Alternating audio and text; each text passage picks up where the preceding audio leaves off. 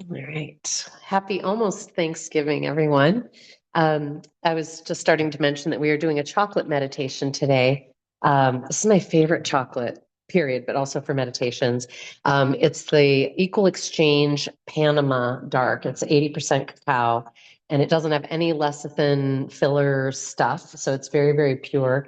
And what I like about it is that it's dark, so it's pretty healthy for you. It's got a lot of flavor.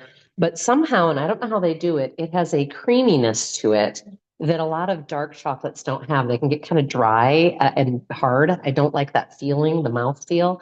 So this is wonderful. And then particularly because of what we do with it, which is that we hold the piece of chocolate in our mouth for the full duration until it melts, which is generally about 3 minutes. And what I find astonishing is how long 3 minutes can be, or even 30 seconds, which, as you guys know, when we've been holding the fascia stretches for 30 seconds, you're like, really? Still? Aren't we done? So, as much as we all complain about time going too fast and whatever, when you're really focused on something, it's incredible how that stretches time. And in particular, with the chocolate meditation pre Thanksgiving, what I'm wanting to kind of emphasize is the act of savoring because I think one of my great challenges with holidays of any kind, where you're getting together with people and stuff, is that it does to me often feel like it just goes way too fast. Like I'm kind of, there's all this preparation and cleanup and whatever. Even if you're not hosting, there's usually a lot going on, and then it just goes really fast. Is how I feel. And so I've been really working hard to focus and slow things down and find ways to stretch those moments. And one of them is with the food to really tune in visually, flavor wise, into the gorgeousness of the food. And I know a lot of people will focus also on the gratitude of where the food has come from. Maybe you even know who grew it. It might have been you. But the fact that we have access to such incredible bounty and beauty and so on is pretty incredible. And when we stop and we really feel that gratitude, that's part of the nourishment, right? So it's not just about the proteins we're getting and the good colors of veggies and all of that stuff. Um, and I feel like the chocolate meditation is a great place to almost flex those savoring and appreciation, present momentness muscles. Inevitably, our mind will wander because that's how we're built. That's why we call it monkey mind, puppy mind. And your job during our practice, as well as the chocolate meditation, is don't get caught up in that. Don't be like, oh my God, my mind wandered. I'm so rah, rah, rah. That's just another distraction, right? So what we practice is notice the mind has left the attention, whether it's on the breath, the chocolate, return attention. And we do it over and over again, thereby strengthening the muscle of noticing and choosing where to place our attention. One of the things that I'm working on, which I get to practice every day, and I'm sure you would too, unless you literally stay housebound, is trying to do better at really being present for hellos with people. And so most of us with Thanksgiving are going to be seeing plenty of people, and it's so easy to, oh, hey, glad you made it. How was the drive? Okay. You know what I mean? And that's very, very different than, oh, wow, welcome. I'm so glad you're here. Or, oh, thank you so much for having us, or whatever it might be. Um, and, inevitably at holidays, there are people who aren't there who used to be with us. And so it's a really special time to both, of course, honor them, miss them, but to really celebrate the people we're with. Because we, as many of us know, we don't know what's around the corner. And so I think the more poignant and present and the less cavalier and distracted, the more we will savor and really feel full and rich. So I've obviously been speaking a little bit on the emotional plane. On the physical plane, I want to just talk briefly about the brilliance of our body and how we can, again, prepare it for the feast. So one of the things that I find endlessly fascinating, and I only believe it because I, read it in like a scientific thing, right? Otherwise I'm like, nah, can't be true. So when we take a bite of food, our body starts to send in the enzymes that are needed to break down that food into our saliva and our digestive juices in the belly, like pretty quickly. So if you can ideally, take only a little bit of everything, by the way. Don't overload the plate, right? But take a little bite of each thing and really savor it and notice and all that and chew it. Your body will then have the little army of goodness to help digest all of that so that you don't have that overly full, etc. feeling. Which, in yoga, we talk about the yamas and the niyamas, which are kind of the values or rules to live by. And one of them is ahimsa, which is non-harming. And I would say that that applies to overeating. We want to behave in a way that is non-harming, and that we're not doing violence to the body. So that's all there. The other thing is that if you're eating slowly, you're more likely to notice that you're getting full. I think it takes like 20 minutes is what I've read for the body to recognize, like, ooh, satiation point. So I'm hoping that some of these little just seeds that I'm planting, I guess, with you might help you really have a rewarding, nourishing holiday on all levels, and that you'll feel good when you got out the other side. So, any questions? Any thoughts on that? Any add-ons? I know there's a lot of wisdom in this room. Oh, good. Okay. What's that? I know we're still so quiet. I will be, just by the way, watch for an email. I'll be sending an email about schedule because I do have some dates in December that I'm going to be gone. We're going out of town. It's actually just a Thursday through a Monday, so it won't affect the Tuesday morning people, but I'll clarify what's happening over the holidays and on into January, where I'm taking some time off and stuff. So I'll share all of that with you too. And an update on the Roatan retreats, just heads up. So my group 1 is completely full, and I've got 2 rooms open in week 2. So if, as you are on your holiday and you're talking to family and friends and you're hearing like, I just need to, go on retreat somewhere, I do have 2 rooms still available in the second week, which is the first week of March, basically. So, all right, we will, with no further ado, get to our mats. I'm going to invite us all. We're going to be starting on our backs. You're going to be using only the tennis ball for this. I do not recommend the golf ball for in the glute area. And what you're going to be doing, you're going to lay down. You're going to then plant your feet beneath your knees like you're going into bridge pose. You're going to raise the hips, and you're going to place the ball just to the outside of the sacral triangle and down from that hip rest. So it's not on any bone at all. It's in kind of like the soft pocket, if you will. And then you're going to apply only as much pressure as feels okay, as you can receive with a like versus ooh. If it feels like nervy, sciatic nerve, etc., you need to move the ball. Then you're going to move just gently and slowly with lots of core support through the feet and the core. You're going to extend your hips a little to the left, and that's going to bring the ball to the right.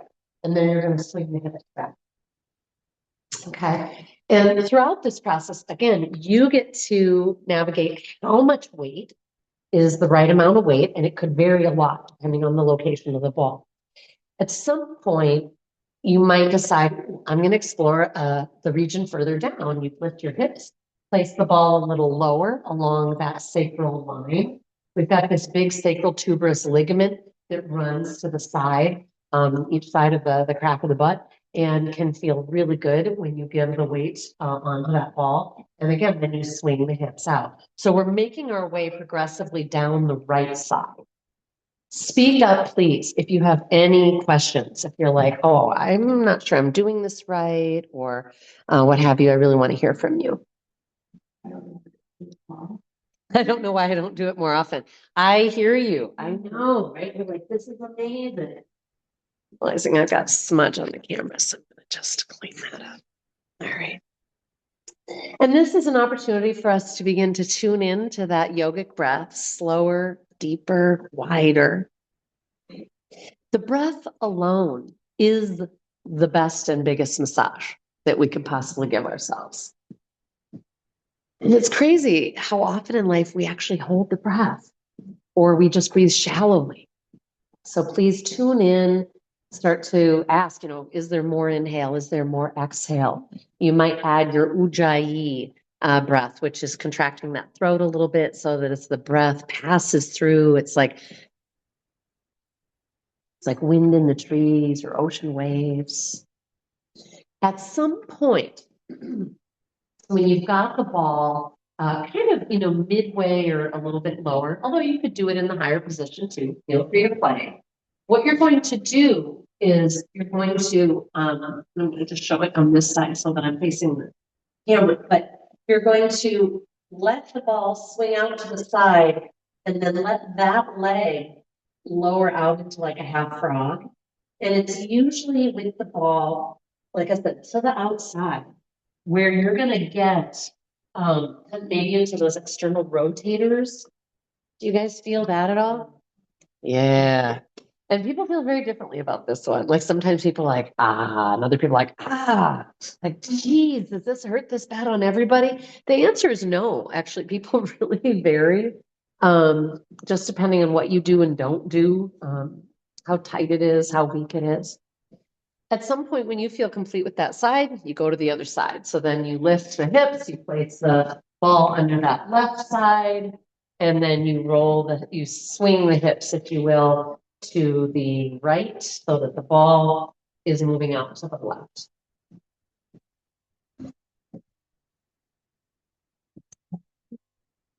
This is a great opportunity to notice, is this side different? Like, what's going on in there? We ask that question a lot in yoga. It helps us notice, our own body patterns and perhaps heighten our awareness of what is needed to help the body feel better and more balanced. But also to be curious about like what might be going on. Do I always cross my legs, one leg over the other? By the way, if you have any low back stuff at all, or IT band, knee, hip stuff, no leg crossing. Or if you're going to, it should be the more kind of ankle on the thigh, or at least switching back and forth. But it allows us to kind of evaluate and scan our own habits in life and try and figure out what might be contributing to those levels of intensity.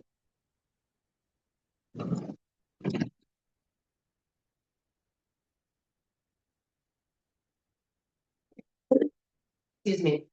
And at some point on this left side, then you might do that same, letting the ball roll all the way to the outside and kind of opening that left knee out. And again, please speak up if you're like, I don't get it. Am I in the right place?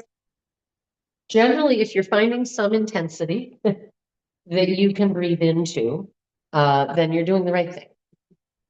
Lastly, there's a location with the ball that I like to do, which is essentially, it's what we do when we use the block under the sacral triangle, but it's just more focused. And so you're putting the ball right at the sacral triangle, that bony flat spot at the top of the crack of the butt, and giving your weight to it. And again, if this is just like pure ouchy or weird, don't do it.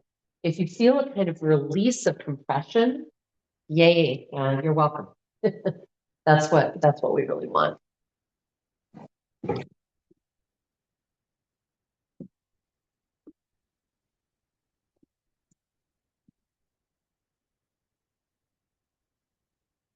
So some of the tools, by the way, that can help us cultivate introversion, which also allows us to be more focused, more present. That inward gaze, crossing your eyes like you're looking up at the center of your forehead. Light connection, tip of the tongue, roof of the mouth, the rest of the tongue soft, maybe even a soft smile. When you're complete, come off the block. We're going to come into compression and expansion breathing, but if you need a moment with knees to belly or something, go for it. Otherwise, then you'll lay into your corpse pose, or if that bothers your back, then you'll have the knees bent. And in compression expansion breathing, I know what it sounds like. We are emptying and we are filling. So on the compression exhale, belly slowly, steadily towards the spine. Emptying, like you're putting your back into a scale, you're emptying air out of an old air mattress. Is there more? Well, there's nothing left. Relax and allow yourself to be breathed. And at the very end of it, expand it. Sip it a little extra.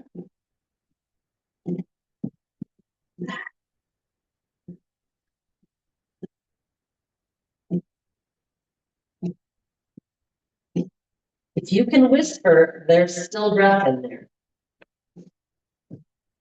We're going to continue this for a little while.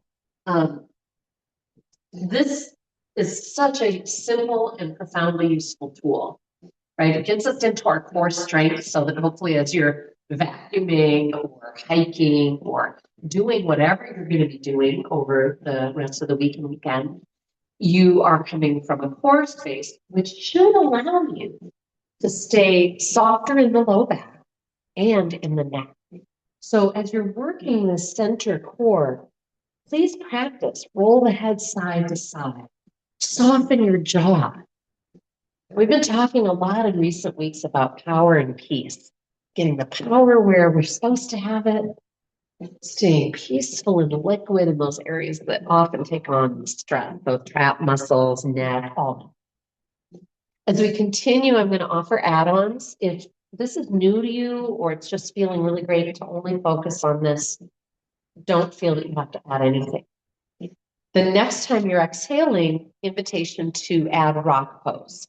So then you're engaging everything starting at the center and adding hands into fists, arms into sides, squeezing butt cheeks, thighs, and shoulders down the back.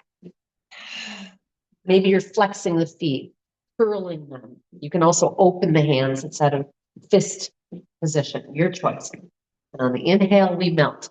Either just relax, or if you want, maybe you sweep arms overhead and welcome the wonderful breath massage that comes in this shape. Some people like adding a sit-up motion to rock pose. If your neck is feeling fragile or really tight, you might leave that out. Otherwise, belly to spine, rock pose, and only if it feels natural. Let the head and shoulders come off the floor. Good. I'm hearing some gorgeous ujjayi from the floor. Thank you. Keep it going.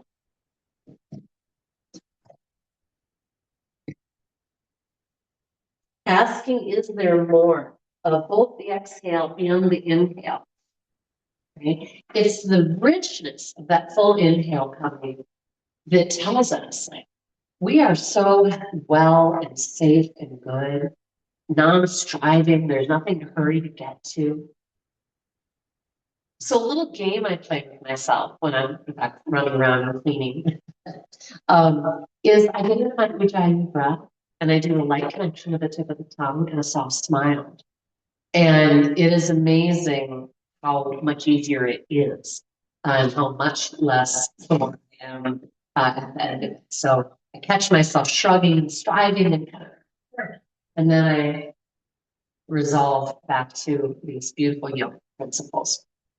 All right, let's do one more nice, deep, biggest breath you've had in a week. Is there more? Is there?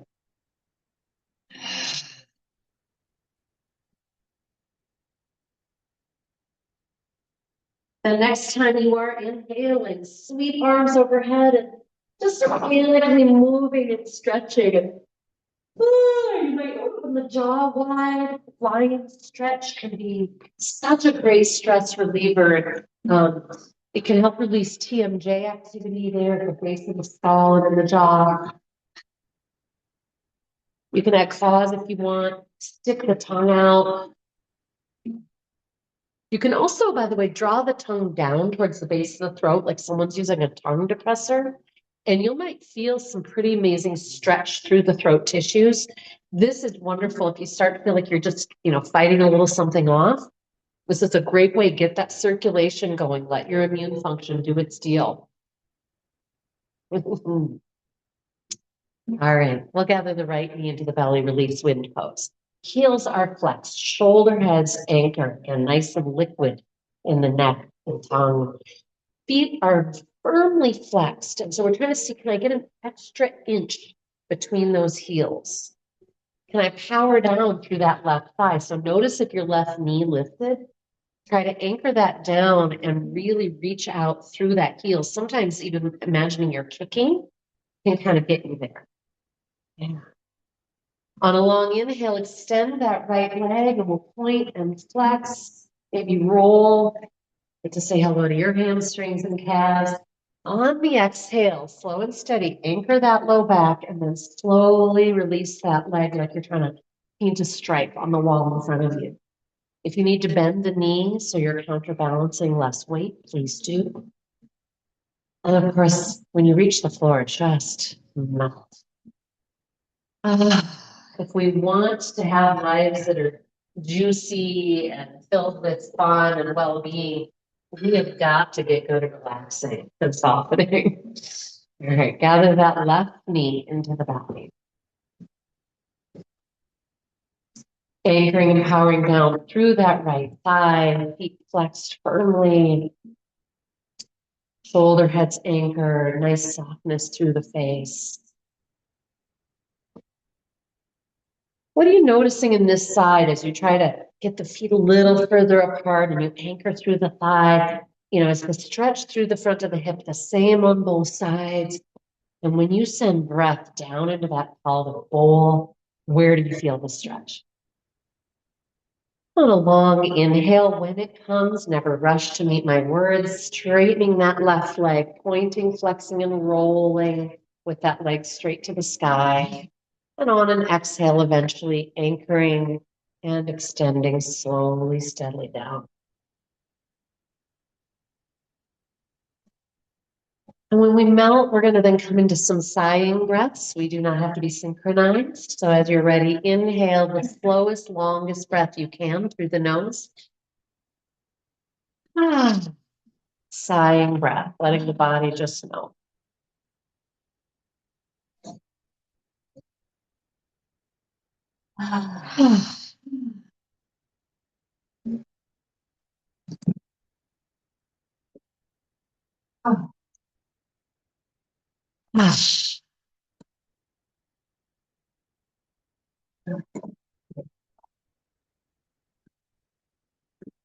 And then just notice, scan the body. How do you feel different, if at all, than when you entered practice today? So just notice the power of giving yourself a little massage first thing in the morning. All right, we're going to come into our beloved pigeon hip stretch. So as you're ready, you'll plant feet, cross right ankle onto right thigh, heel flex to protect the knee, and you might wag that right knee back and forth a little bit. Raise the left leg, hug the right knee firmly towards the right chest, and then send it a little toward the center line. It usually doesn't take far, usually within an inch or so. Most of us will feel some kind of good stretch. Maybe you need to adapt it. Sometimes, you might need to take a hold of the foot to get a better angle. Sometimes I'll hook my elbow around the knee. That helps, just depending on what you've got. Is there anybody not getting a good stretch out there? Okay, please remember, keep your foot flexed. Some of you have your hand on the blade of the foot, and it's really easy to then kind of pronate or whichever that is, but to kind of pull on the outside of ankle, and we'd rather not. The ankle's like, yeah, I don't need that, thanks. All right, when you feel complete, of course, take your time and switch. Yeah, cross that left ankle. Again, it can feel really good to wag the thigh. And then as you're ready, hug that left knee, bringing everything towards you. And then sending it a little towards the center line to the right. And I just love this stretch. Man, it shows up in so many different places, at least for me. And the tighter you are, the more you'll be like, wow. But it is interesting because sometimes people feel it in a very specific pointed location. And other people will feel it much more globally, like, man, it's everywhere.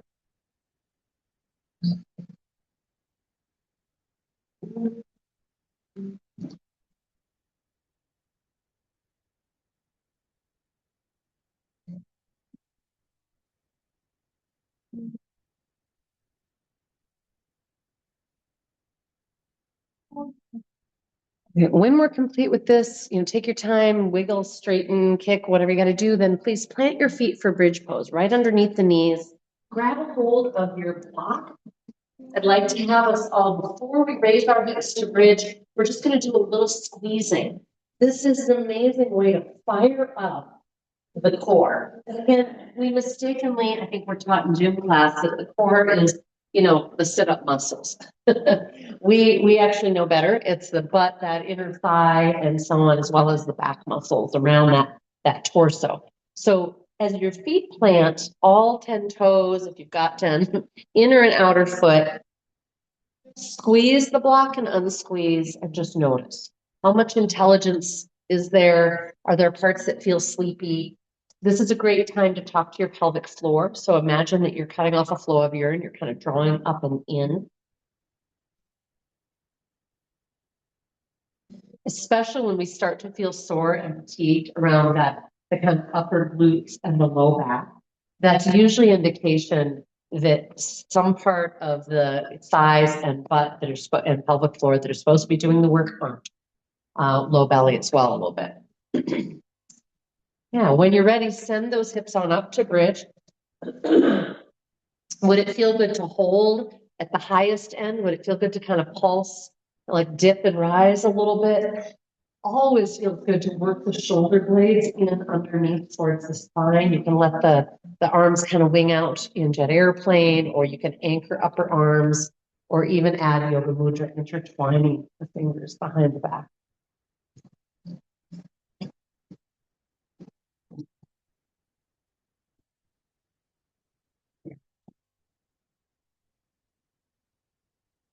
When you're ready, come on. Now we're going to come into happy baby. If you find it is too far to get to the feet, then using a strap, very helpful. I'm happy to run one to you. Essentially, just place that strap across the arches of the feet. If you can grab the blades of the feet without the strap, that can be marvelous. You can also put a big toe with your fingers between the big and second toe. And one way to know that you should be using a strap if you're not is we want to be able to anchor our back so that our tailbone is tilting back towards the floor, that we're not curled up onto our back. We also want to be able to anchor the shoulders so the neck is in ease. You guys look great. So send some deep, deep breath in there. See if you can take your knees wider and draw them closer to the floor.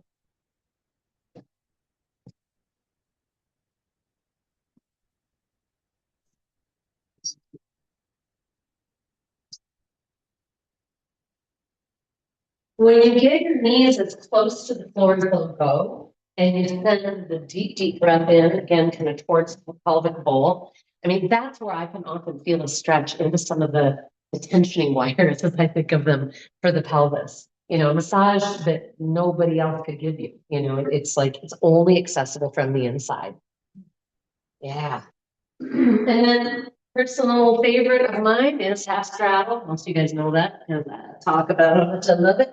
So if you wanted to do that with me, you're going to get rid of the strap, and everybody bring your hands onto your backs, your thighs, right below or right above, I should say, the knees. Let your heels just flop towards the butt. I'm going to then, my arms are anchored, my upper arms. I'm going to let my knees go as wide as they can go. And this is my starting position, little core anchoring to the floor. And then one leg at a time, flexing it out into a half straddle. And this is a great place to play and see, you know, can I get my knees straight? And if not, you know, can I work at it? If I start communicating, will it allow me to get that straight? Yeah, what does it feel like to hold in that position and point and flex and roll? So I just feel like that lubricates the whole line. Again, we're going to be doing some foot massage later, but up through the plantar fascia into the Achilles and calf and ham. And it allows us to notice if our quadricep isn't firing. If that front of the thigh won't engage, it's going to be very difficult to get your hamstring to let go. So the leg can straighten, right? All right, let's bring the heels together at the butt in butterfly. And the option to either just hang out here and breathe, or again, my favorite add-on is I'm going to bring my right foot higher up towards my belly button and just let it kind of roll me out to the left. So my left foot is going to go away a little bit. little kind of windshield wiper movement. And I love how this gets into like my side kind of waist and ribs. A little bit of a spinal twist. You guys feel that? Cool. All right, we're going to return to bridge pose. This time we're adding our foot hovers, so no block. And make sure your feet are close enough together. When in doubt, bring them all the way together and then just toe heel them apart. So you're maybe 4 to 6 inches max. And you'll know if it's too much because it's going to be too hard to hold your hips steady. As you're ready, anchor through the shoulders, ride through the hips, easing the imaginary block. And then ever so slowly hover one foot off the floor, just an inch. Slowly switch.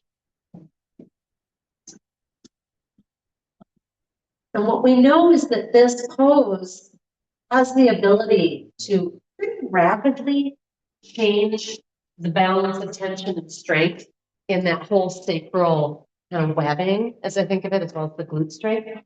So like if one hip is dropping, hold in that position and see if you can talk to the butt and thigh of that leg, that standing leg. See if you can get higher. Notice if your knees are winging out a little or your weight is on the outer part of the foot, you need to squeeze that imaginary block.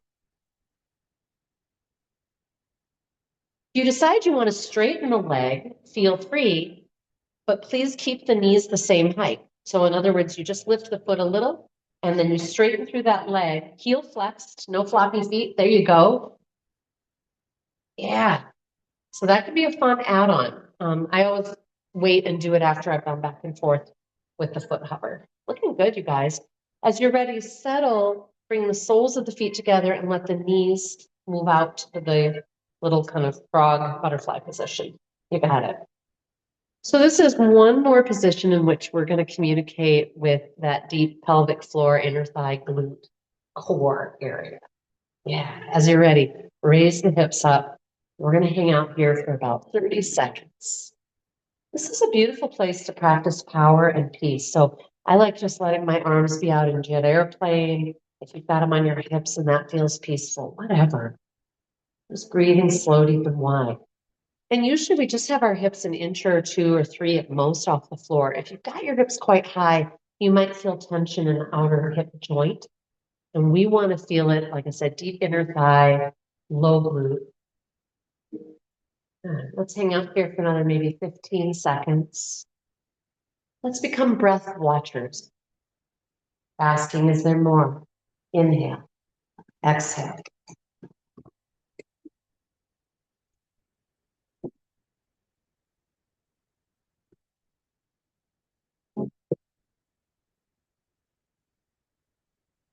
And coming slowly down with the hips. You might hold the legs in that position a moment. And then as you're ready, straighten the legs out in front of you. And we'll come into abdominal pumping. This would be great to do on Thanksgiving. You know, it can be a party trick. Just make the whole family do it together.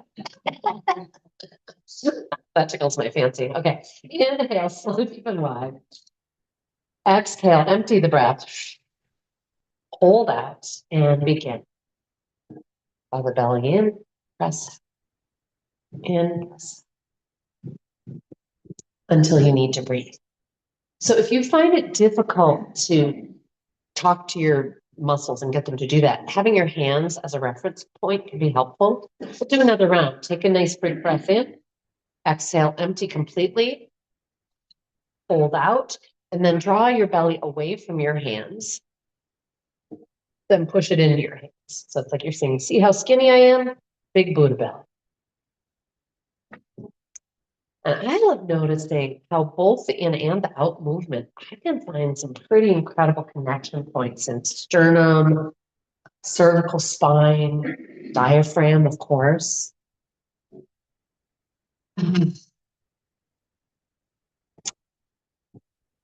Yeah, Julie came to pick up eggs and she was talking about zipping around, right? Getting ready for Thanksgiving and all that. And we were talking about just the value of keeping that deep diaphragmatic breath going.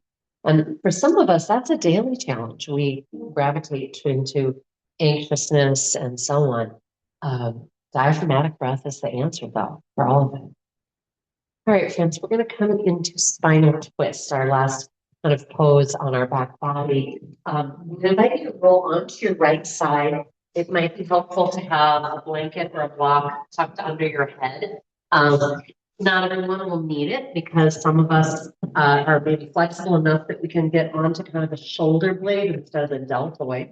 You want your knees bent straight forward in front of you, feet flexed and active. I'm going to take my right hand and anchor my thigh towards the floor. So that just becomes like a unit. And then I'm going to take my left arm, have your left arm 90-degree elbow bend to start with.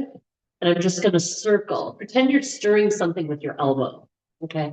So you're making the biggest circle you can with that elbow. And hopefully you are feeling another good massage around the shoulder blade, maybe even up into the trap muscles, just depending on your levels of tension. And then at some point, open that arm out behind. If it feels too much to hold in that position, return to embryo and then open again. And then at some point in that open position, you might flex your fingers down towards the floor. So palm was facing the ceiling. And actually the other way is good too. I see some people doing that, and that's a wonderful stretch for the top of the forearm. So it's all good, really. If it feels good, it's good. Yeah. And at some point you then might sweep, reaching long through the middle finger, sweep the arm up towards the wall behind your head. So you're getting a long stretch on that side body. Would it feel good to extend your top leg into your floor hand? So I've got my right arm on the floor. I'm going to extend my left leg so that the heel is flexed straight forward of my body, if you can. If it's a little down, that's okay, as long as it's supported. And we're going to take about 3 breaths here. This can be incredible for that side line, especially if you're flexing your foot. That's going to accentuate that stretch beautifully. You guys getting some good stuff? Yeah. It can be intense, man. When you come out, bring a knee or foot back so you're in embryo, and then return to embryo. Bring the arm back in front of you again. Yeah. And then as you're ready, roll over to the other side.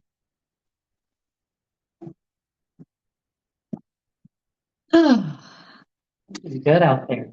So again, knees are straight forward to the hips, heels are flexed. So if you're on that left side, see if you can kind of scooch onto the blade instead of the deltoid. Get that left hand there. Bend 90 degrees at the elbow and just begin circling.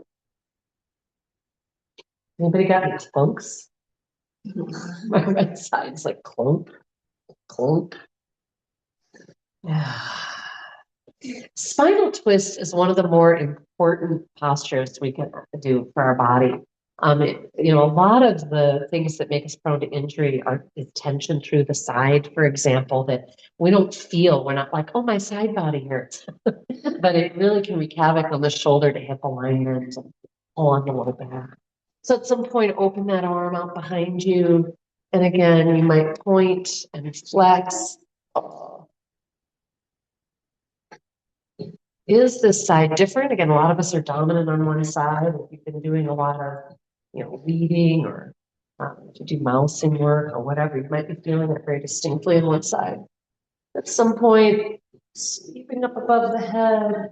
Again, you can be point flexing and rolling. Anytime we do that, again, we're speaking to the whole kind of linkage system through all the joints, in our legs. It was, ankle, knee, hip, and here we've got wrist, elbow, shoulder. Would it feel good to extend that top leg into your hand? Again, arm out behind, perhaps. Would it feel good to have the arm up above? Would it feel good to rotate the head behind? Yeah, this is your massage, so love it up.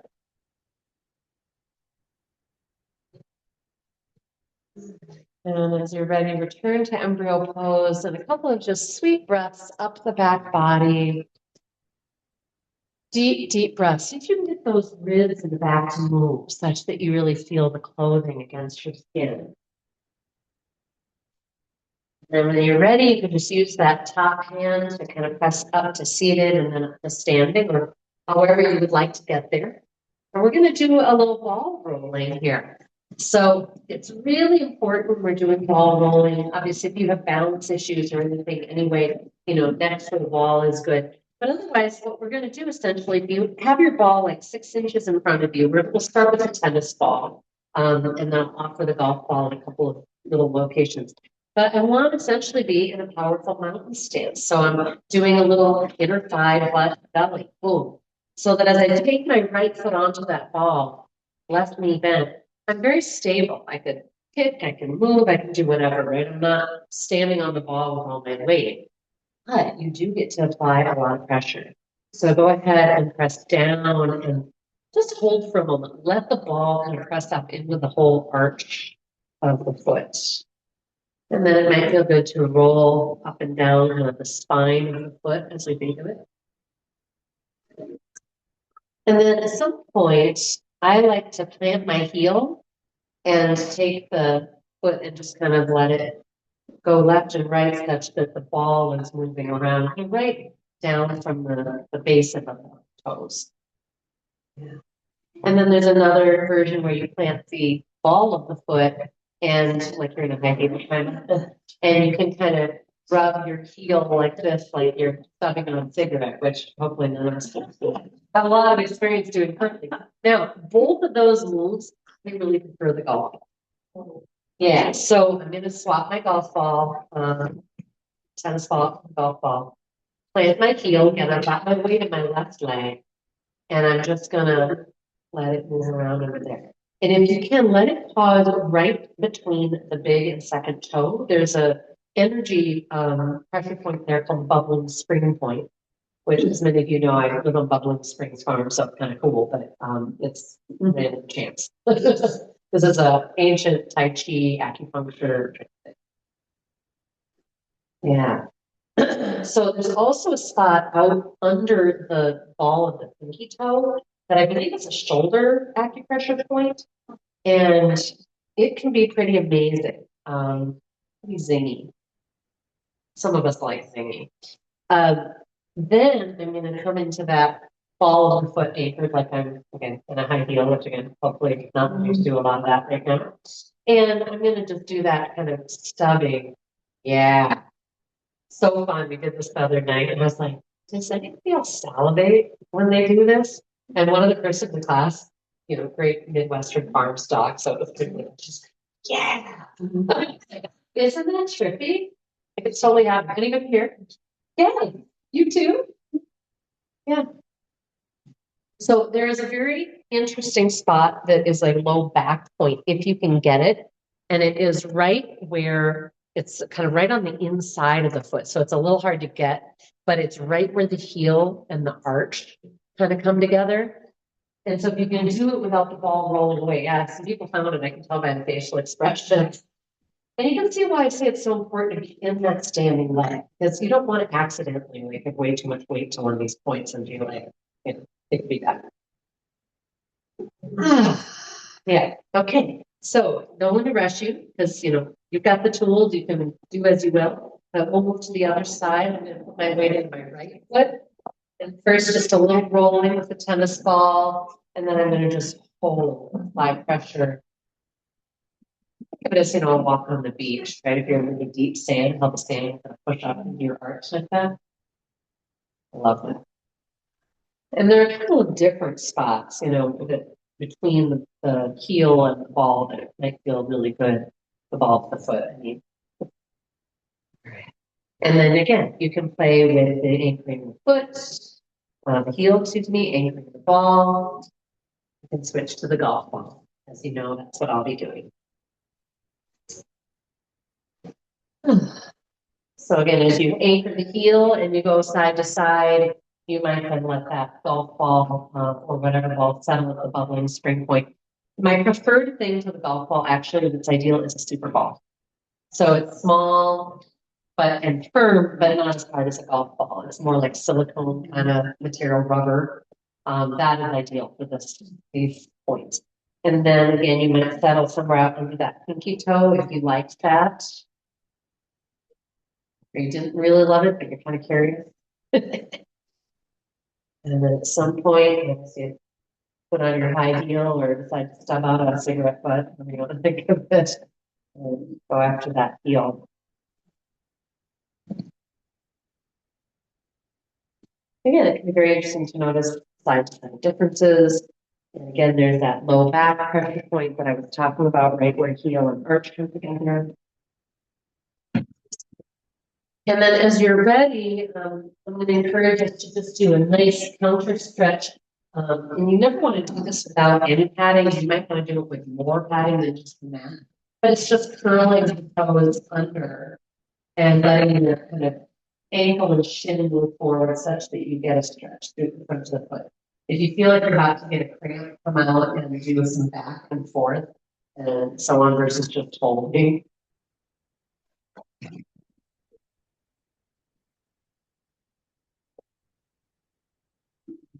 We're going to go sideways on our mats. Look that way today. And we're going to get a nice wide straddle. And first thing, we're just going to go side to side and check that our feet are holding steady. I mean, if you want to intentionally bring your foot away and play with that, fine. But eventually anchor them and don't let them be rocking. If I move to the left and I let my right foot rock away, I now have left in the knee. So I need to be pushing so that all these muscles are supporting the knee. And at some point, we're going to hold side to side. So you might be up here and you're going to put both hands on the knee if you want.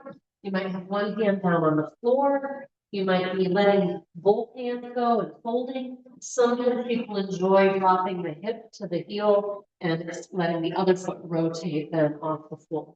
Okay, so we've got options.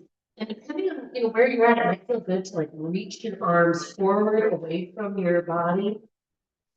This can get us into again some of the nice side stretch, back stretch, depending on where you're at. Is that good?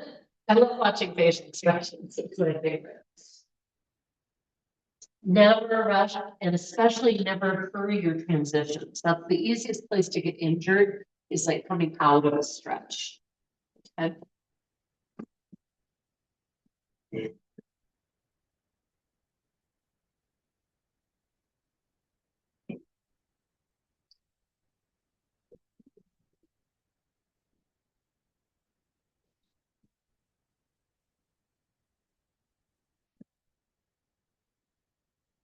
Again, if there's an opportunity to let your head go and it feels good, go for it.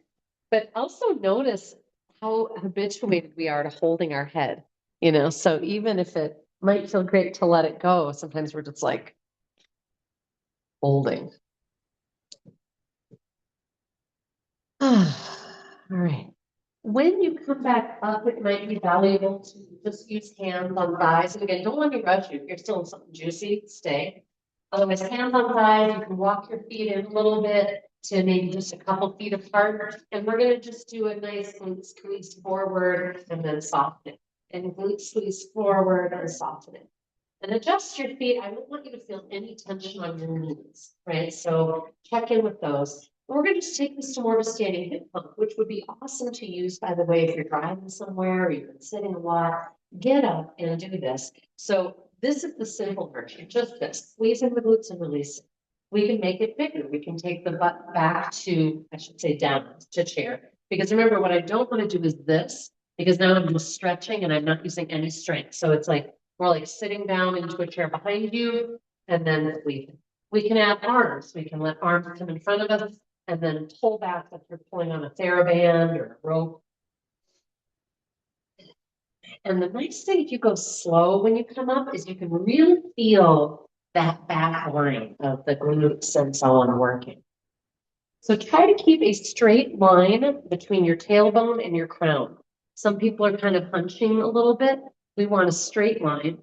Again, not arching, straight. So you're like standing, and then you're hinging at the hip and the knees, but there's nothing changing in the spine. So see if you can find that. Looking good. And, I like to hold when I'm pulling back with the arms and get that extra shoulder blade squeeze. I mean, usually when people are coming to me for massage, the complaint is about, upper back and into the traps. I mean, and other things, low backs and all that stuff. But this is an area that all of us need some massage in. And I love remembering that you can do it yourself, like hallelujah. All right, the next time you're up, just hold there, and then we're going to bring the right arm across. We'll thread the needle. Take the left hand at the elbow, draw it towards you. Good. And then I'm going to just tilt a little down towards that left hand, just a little. And then I'm going to rotate my face towards that left elbow. And I'm hoping this brings you into more of a massage through that whole upper right side. Again, we're not going a lot to the side. We're not trying to do a big side stretch. At some point when you're complete release, and just give it a spin. And bring that left arm across right at the elbow, draw it towards you. Tilt down a little to the right. Looking at that elbow if you'd like. Get a deep breath.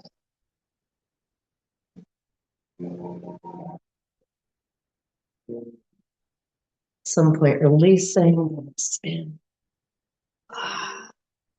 And then I'm going to have you take your hands to the back of your neck, and I'm just going to kind of cup my hands so that my fingertips are really strong.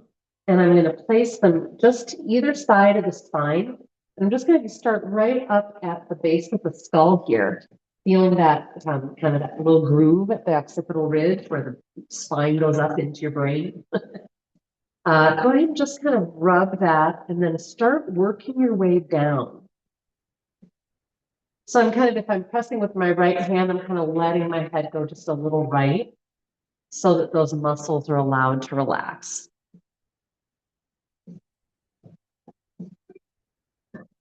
And then I'm gonna, when I feel done with that, I'm gonna take one hand and I'm gonna just take it. So it's like I'm cupping the back of the neck, and then I'm squeezing using my fingertips kind of against the palm. And you could switch then to the other hand because it's the fingers that'll be kind of peeling. Is it appealing? I know, I'm terrible. Terrible.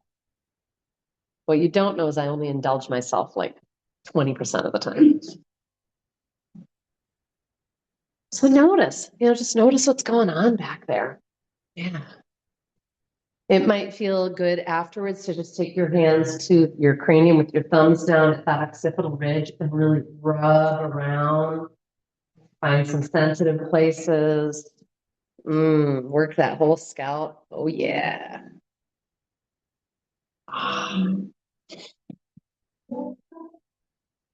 Then you could bring the hands around the front if you want. You can work that center forehead and then down along the temples. Oh. Aren't you guys glad you came for massage and chocolate day? Savoring. All right, and then we can take a hold of the ears. You can put your fingertips in the ear and actually pull down and out. You can also take a hold of the top of the ear and circle it. Whew. All right, we are going to do a standing posture balance of tree pose. Balancing postures are a really, really great way to practice power and peace, right? Because the ultimate tendency is to want to control and to struggle. And so what we get to do is practice, of course, being in the muscular power that helps us in balance, but then to just go with the flow. And so the more you can feel like wobbly, which I hope you do now in your neck, and anchored in this center body, the better off you'll be. One little side note before you go, just because I don't want you to have to hold too long while you're listening to me. I've had people reflect back that these two cues are very, very helpful. One is that when you've got your foot up onto the calf, two things. You're going to invite this knee towards the outside. And if you can do that by kind of squeezing the butt, essentially what you're doing is externally rotating the thighs. And that'll bring you into this position of deep strength right there. But the second thing is to flare your toes out away from the ball of the foot, what we call yoga toes. Okay. So instead of having my foot flat, or I often see people gripping, or they've got their foot like this, right? That is not what's going to get you into the needed muscles in the legs. So The other little trick about this, so we'll start off. Go ahead and bring your feet together. Get those big toes together and spread the other toes out. It's kind of fun to even just see if you can talk to them, like, hi, toes. There you go. And then squeeze your inner thighs really deeply and add pelvic floor, just like your life depends on it. There's a $10,000 bill that you do not want to blow away on a windy day. All right. So you've got that. And I don't want you to stay like clenched. We just did that. Oh, wake it up. But we want to keep that similar muscular vigor or attention during tree pose. And it's a little challenging because then now our legs aren't going to be touching, right? So let's start with hands on hips. Bring one foot onto the ball. Good. Rotate that knee out. Yep, so that my heel is on the inside of the other ankle. And just see what happens if I squeeze my butt. Can I get a sense of rotating those thighs externally more? And don't worry if your knee isn't all the way to the outside, but that's where we're headed. And then slowly just bring the foot up onto the calf. Flare those yoga toes. They should have kind of been there anyway from being in your kickstand, right? Now, notice what usually happens when we're losing balance is it's the inner line of the standing foot, right? So rethink about squeezing the thighs towards each other, like you've got a ball there now, maybe, and use that to power down through the ball of the standing foot. And you should feel a lot more powerful. I definitely feel like I came into my core belly muscles as well.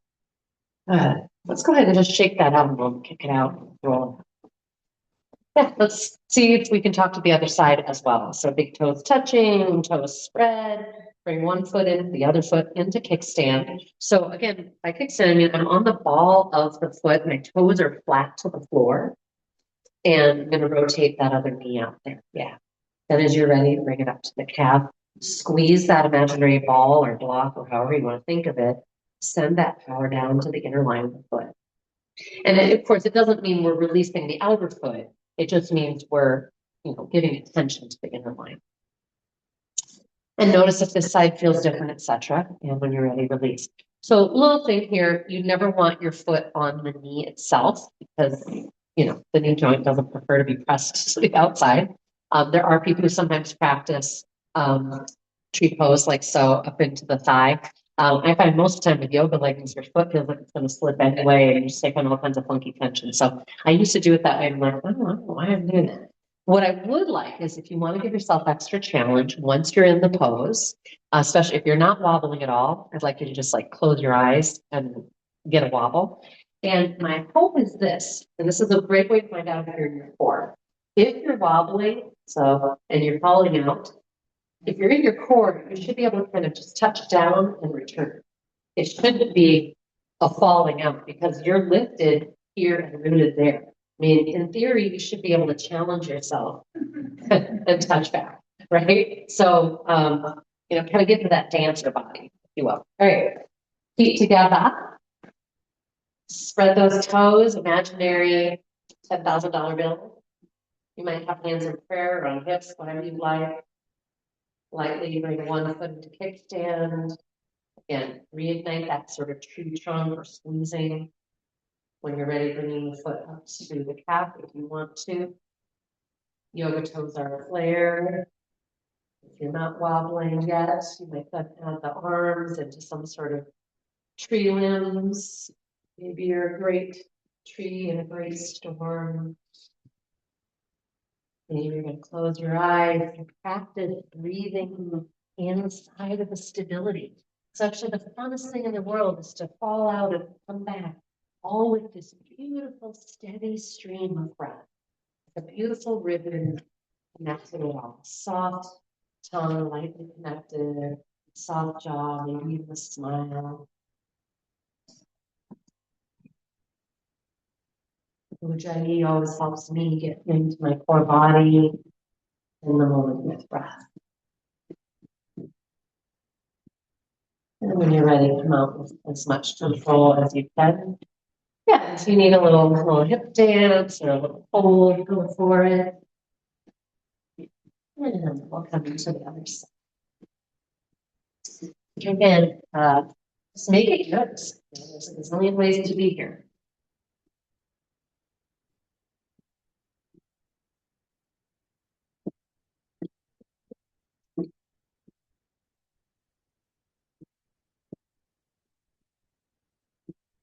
If you're feeling that wobbling, reignite that squeeze towards center, that anchoring to the inner line.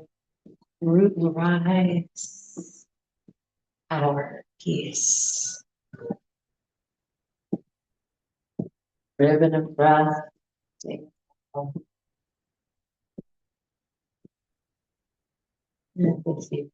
controlled. Coming out. All right, good. We're going to come into just our last postures. We'll be on the floor on our belly. From there, we'll be coming into our resting, whatever that is for you. And then we'll be closing with a seated chocolate meditation. Okay. So if you want to add back layers, if you want to have a bolster, if you know you want to finish your practice using the wall, for example, if you were wanting to send your legs up the wall or to be seated during the chocolate meditation. Up to you. So when you're ready, we're going to just come down onto our belly. We're going to do a little jet airplane to forearm plank. So resting on the belly, forehead. Anchor those hip bones and pubic bone, pelvic triangle. Planting the palms towards the floor. Circle the shoulders until you feel they are down the body and away from the floor. Again, anchor pelvic triangle because that protects your low back. And as you're ready, inhale, take flight. Exhale, return. And continuing this way, I tend to keep my legs anchored because otherwise I feel my low back kind of light up, but up to you. See if you can keep the head or the neck long so you're actually looking at the floor. And then invitation to hold in flight and sweep one arm forward beyond the head. The other hand is counter reaching back. And then the other side, yeah, hello water bottle. This means you have really long reach. Awesome, yeah. And that feels complete, just rest, notice, maybe turn the head to the side, maybe windshield wiper the lower legs. All right, and we're gonna finish with our last posture, which is absolutely a power and peace pose, forearm plank. So coming onto forearms, I like to just have one hand in a fist and the other hand wrapped around it, shoulder heads anchored. And I just always come onto knees first because I feel like it's a great chance for me to just see, how's my body feeling about this? How's my low back feel? Then if you choose to come onto the feet for a full-on version of things, please think about squeezing an imaginary block between the thighs and igniting your thigh bones towards the sky. That's going to put you in your core power, which I now are very awakened, right? Because you've done a beautiful focus today. I hope it's felt great. I hope you feel it as you move throughout the week. Stay here as long as you like. You can come out, come back in. You could extend one leg at a time off the floor. So if you want to create a little extra core stability challenge, raising one foot and then the other. You're not going high. You want to do a little frog leg, you can. Again, making sure that the standing leg stays stable. And when you're complete, you'll come out. Maybe you want to press back to child's pose. Maybe you're ready to just immediately roll over on your back into corpse pose. Whatever you like.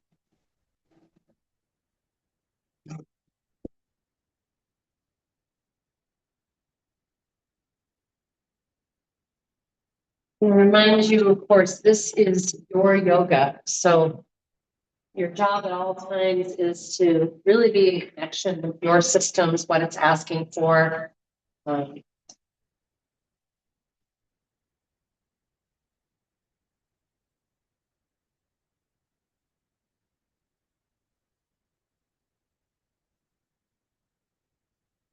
If you need any support from me in creating a good resting space, please let me know. Yeah, it might be nice to, if you're on your back, to just intentionally kind of rotate the shoulder heads back and tuck the wingtips of the shoulders.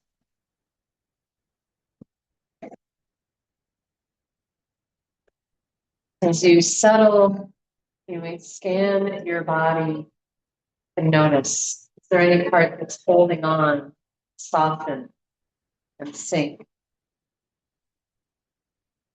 Can your head become heavier? Your shoulder joints, arms, chest, belly, ribs sinking in, back, hips, pelvis, thighs, lower legs and feet.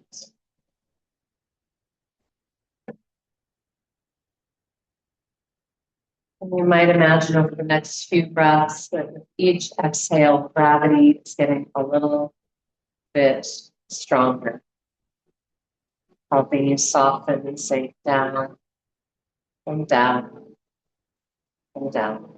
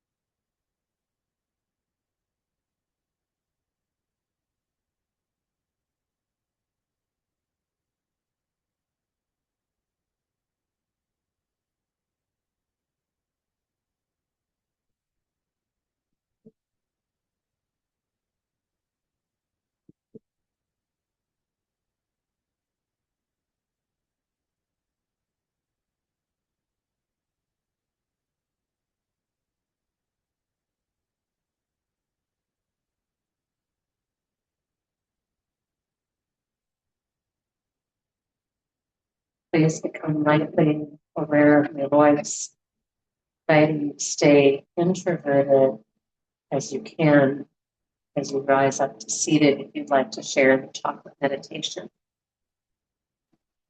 Keep your eyes closed, etc. Please do. And if you'd like to join in the chocolate meditation, simply have one hand open, palm up, and I will place the chocolate in your palm. I invite you to then raise it to below your nose and inhale the aroma. Notice the effects before you actually place the chocolate in your mouth.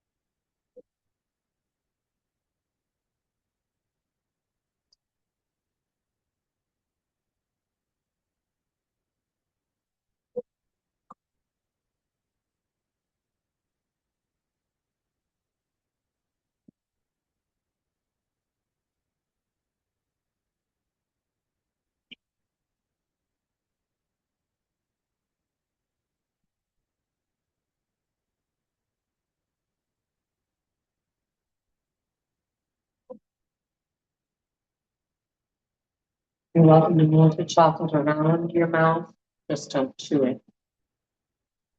You can experiment with the mouth being closed tightly against the chocolate, net the tongue to the palate. You can also create a spaciousness and notice how that affects.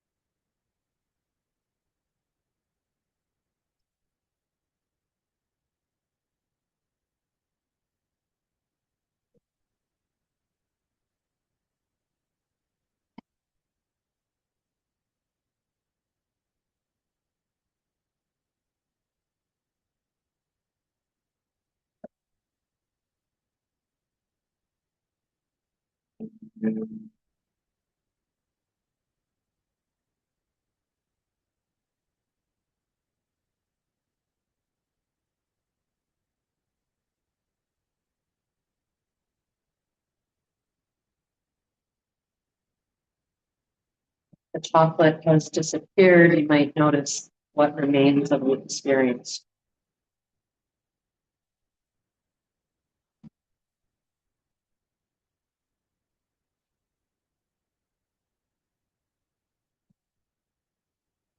And I invite you to take this moment to, of course, not only appreciate the chocolate, the miracle of it being here in our lives across the distance, and all the people who participated creating this particular chocolate, for all,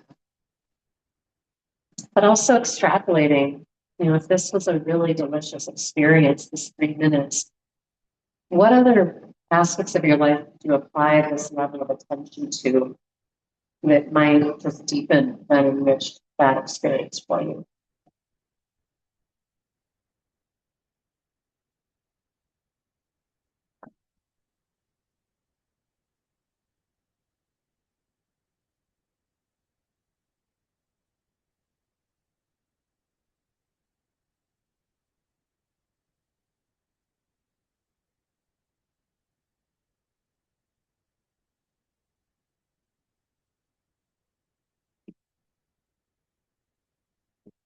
Appreciate each of you for being here with me and sharing this practice. I hope you have a wonderful Thanksgiving. safe and delicious and nourishing on so many levels. I look forward to seeing you next week. Om Shanti Shanti. Om peace, peace. Namaste.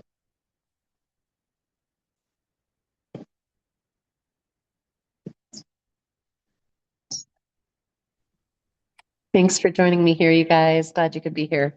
Thank you. Thank you very much. I won't be here next week. So. Okay, great to know. Okay. All right. Take care. Ciao. Thank you. Bye-bye. You too.